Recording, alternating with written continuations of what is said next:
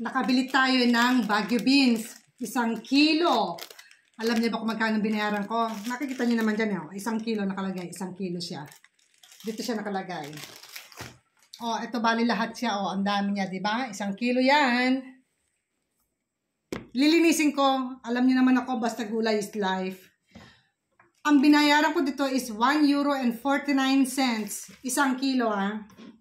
The other day, ang binili ko, kalahating kilo. Ang presyo is almost €2. Kalahating kilo lang yun, ha.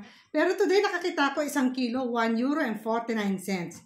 Yes, hindi kayo maniniwala. Kasi paminsan-minsan dito, ang presyo, nagbabago. Hindi naman lagi pare-parehas. Lalo na kung ang mga supermarket na pinupuntahan mo is paiba-iba din. Paiba-iba rin sila ng mga presyo, di ba? O, ganyan pakamasdan yung ating tiyan. At ngayon malamig na, kaya naglo-long sleeve na ako dito sa bahay. Dati-dati nakasando lang ako, or nakabra lang, or nakashort. Ngayon hindi na, dahil sobrang lamig na.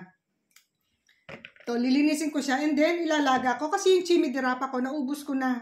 Ayun, yung huling portion, sinahog ko pa dun sa aking nilutong hipon at saka alimasag. Sinabawang ko yung ating alimasag at hipon. O, diba? Ganyan lang. Ito naman, pag nilaga ko siya, ilalaga ko lang to, and then isa-set aside ko siya. Every time na gusto kong kumain, ito lang yung aking gulay. Dahil pwede mo naman siyang sahugan ng anything.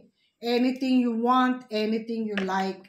Pwede mo lagyan ng olive oil, tono, itlog na nilaga, whatever, kung saan ka masaya. Pwede yon.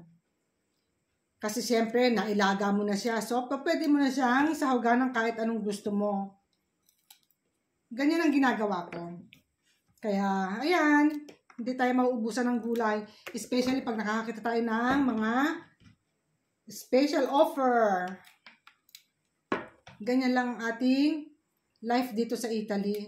Not all the time naman is mura. Minsan may mga mahal din. Kaya lang kung maghihintay-hintay ka, mabilis naman murahan dito ang mga presyo. So, don't be in a hurry. Tsaga-tsaga lang, intay-intay lang. Diba? Ang laki ng natipid ko. Magtakin mo yung kalahating kilo. Yung nabili ko nung last week, kalahating kilo, ha. €1.99. Especially this time, ang nabili ko is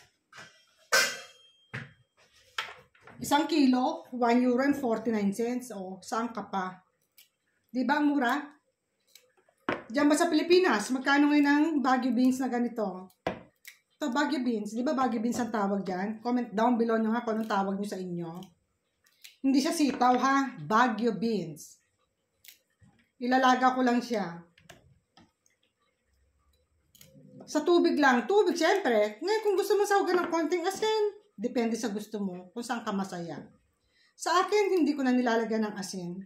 Natural taste lang siya. Tubig lang siya, talagang pakukulang ko lang siya sa tubig. Ganun lang. Kaya maya-maya yan, hugasan natin and then ilalaga. Ganyan lang siya. O diba, nililinis ko lang siya.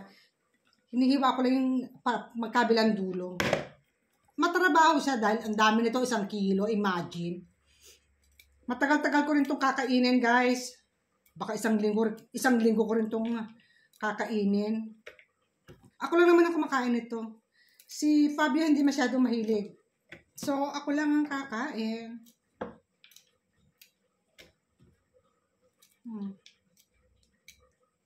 Konting linis. Then, okay na.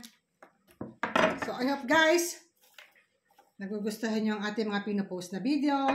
Salamat sa panonood.